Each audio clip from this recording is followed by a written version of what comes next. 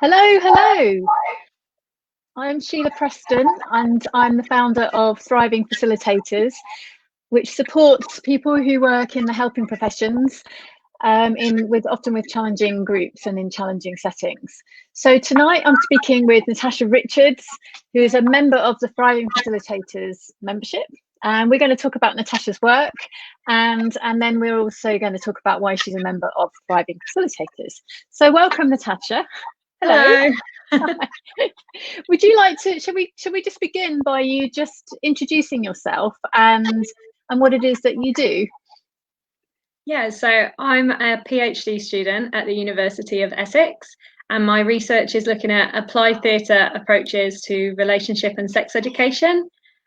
But within my work, I'm a practice as research-based student, so I still do my practice, and that informs the research and will be part of the final research that I submit. And the work that I do is usually with young people aged around 13 to 18, and particularly within relationship and sex education, I focus a lot on consent and helping young people to understand consent and to negotiate situations of consent. So it's practice-based research that you're doing, is that right? Yeah. And so what are the main challenges for you and people like yourself doing that sort of work? Getting in the room, relationship and sex education. There is a lot of different opinions around it, a lot of different approaches, and gaining that first meeting and that first kind of connection with someone at different organisations can be really challenging. And engaging with the young people within the room. I work in a wide variety of different contexts and situations, and the word theatre can be scary to some young people. So it's theatre rather than sex education that is the scariest thing. I think for the young people, so maybe for the stakeholders or the teachers or the people that are working at the institutions, maybe the sex education is a little bit more scary. And then for the young people, that less so, more the word theatre. Yeah. So what about the challenges of being a PhD student and having to negotiate that? And I know that you're doing teaching as well. And then did you have to change? Sorry, I'm asking 3 questions at once, but did you also have to change your PhD because of the lockdown and COVID and things like that? Yeah, so just to start with that one, my practice was working directly with young people in the room. One was in a secondary school and another in an LGBTQ youth group. And the practice was happening at the time that the lockdown first began in March. My young people that I was working with were putting a show together that they were going to perform for their peers and for the staff at the institutions that they were at. And unfortunately, the practice couldn't go ahead in exactly the same way. Some of the young people, very fortunately, did get to perform some of their work for a very select audience. Unfortunately, I was unable to be there, but it definitely kind of wasn't what was originally planned. And yeah, that has meant that the practice has had to shift slightly during lockdown, had to make some decisions based on the fact that re-entering schools and youth organisations in person back in the time when I was making these decisions in May, June as part of the PhD, no idea what kind of the situation is going to look like the next day, the next month, and with a PhD over the coming years, I've still got back then it was nearly 2 years I had left, so making plans based on that was very difficult and very challenging. And in terms of kind of the challenges with the PhD itself, imposter syndrome is a huge one, and I know that's something that we're talking about at the moment in Thriving Facilitators, which has been a huge help, because feeling that you don't belong in the environment. One of the things that we talked about on Monday's session for the imposter syndrome training was not feeling clever enough or not feeling that you have enough to say.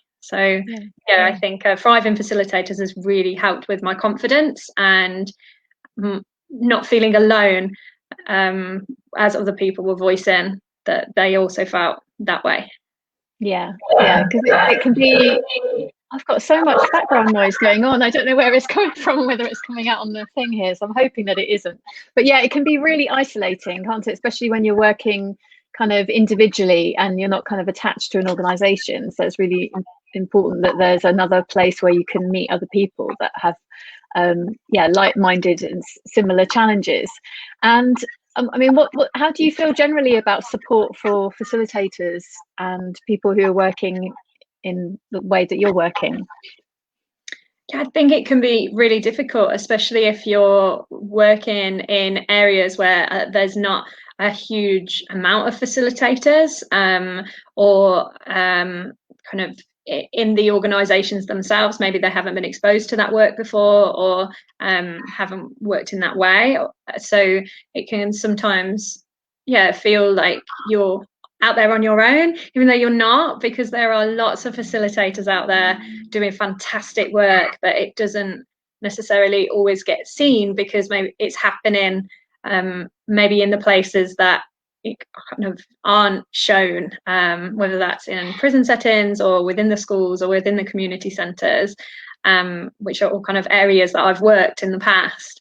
And so I think you can feel alone even if there are people all around you doing that work.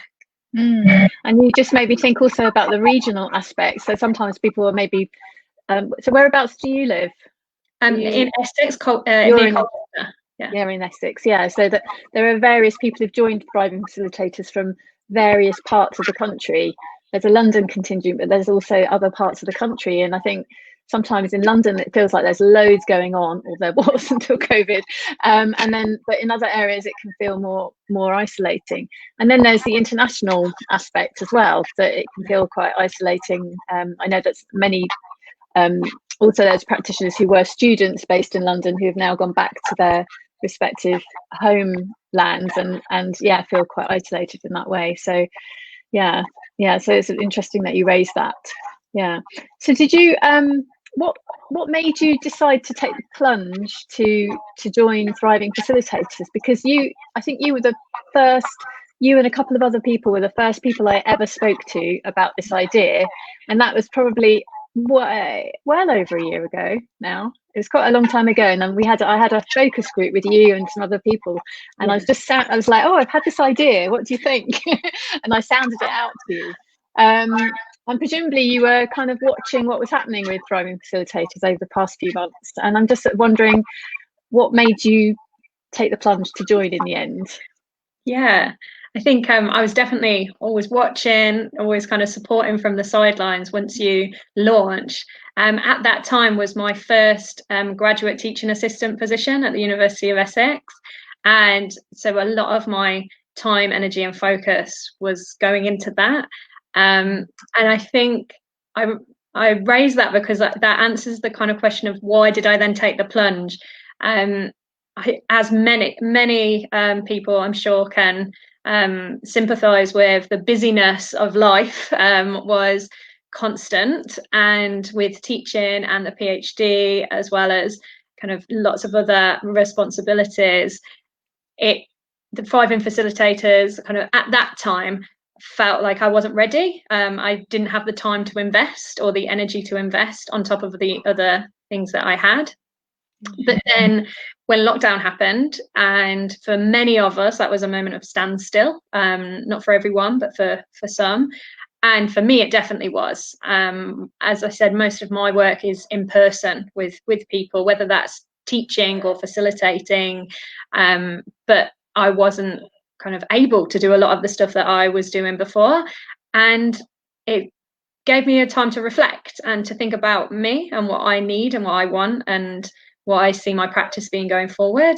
And I think that at that time it felt like the right moment to invest in Thriving Facilitators, and I'm so glad I did, because now that kind of thought process of, I don't know if I have enough time for Thriving Facilitators, I realized that kind of isn't that it needs to be an added thing. It enhances the kind of time that I have available. It enhances my work-life balance, my mental health.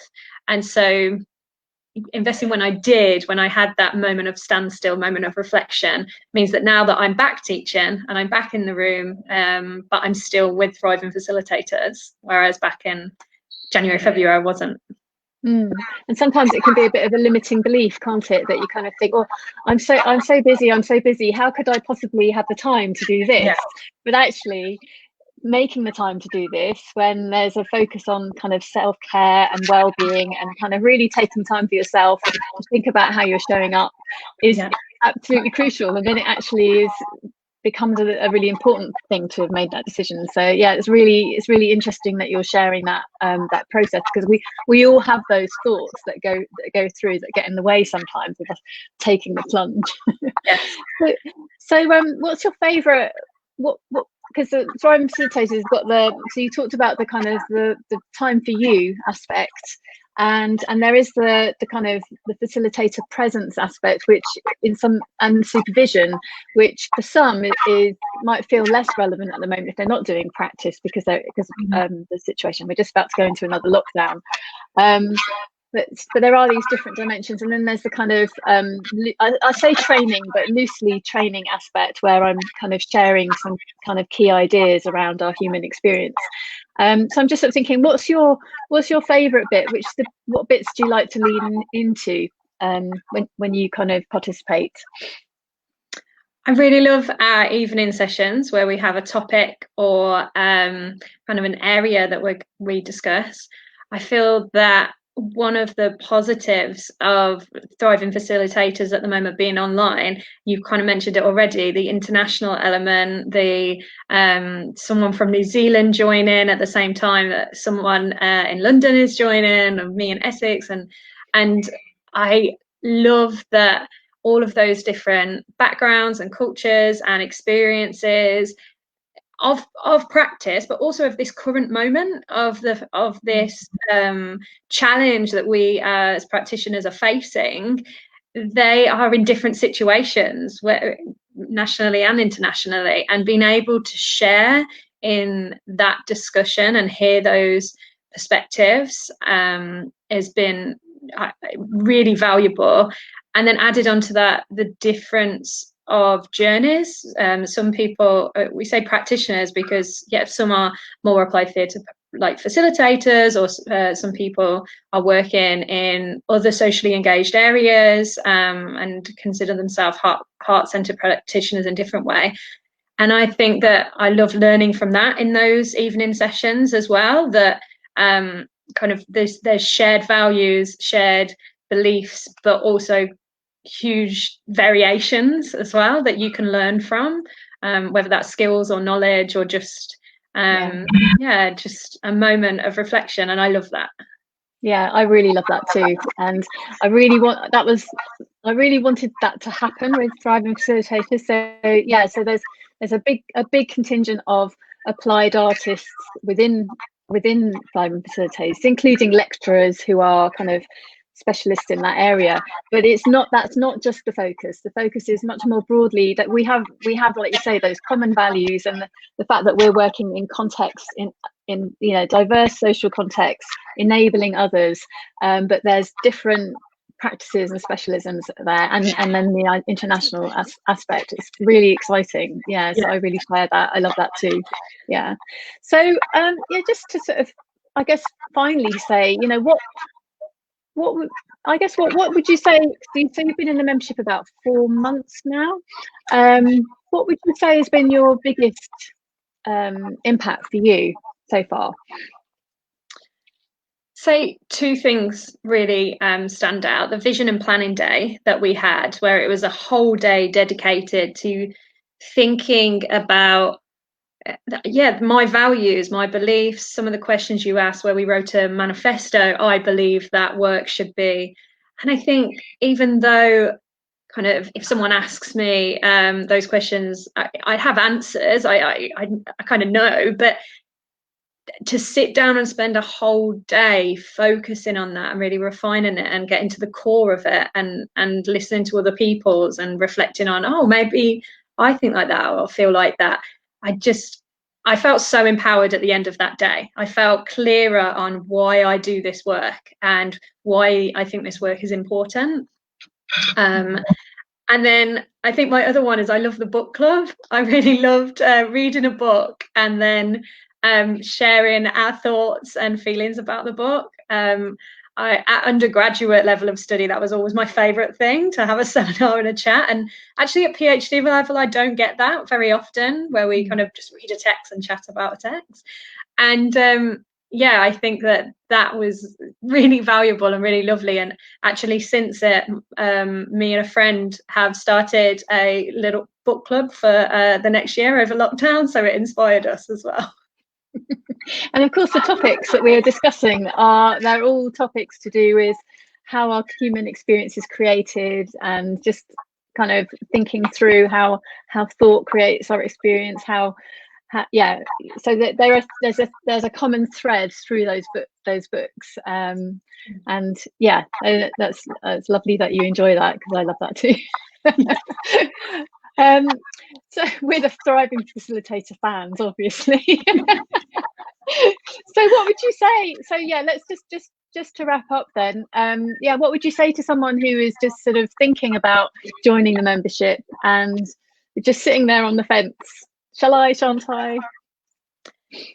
I would say that I understand why they would be thinking that way. I think that, as I said earlier, I was thinking that way about time, money, kind of energy, lots of different things. But I'd say that if you feel that this could be something that could really benefit to you, to be brave and to take the plunge, and to realize that you would belong. I think that's the other thing, that in a lot of communities, for some people, the obstacle is thinking, oh, but maybe it's, I wouldn't belong there.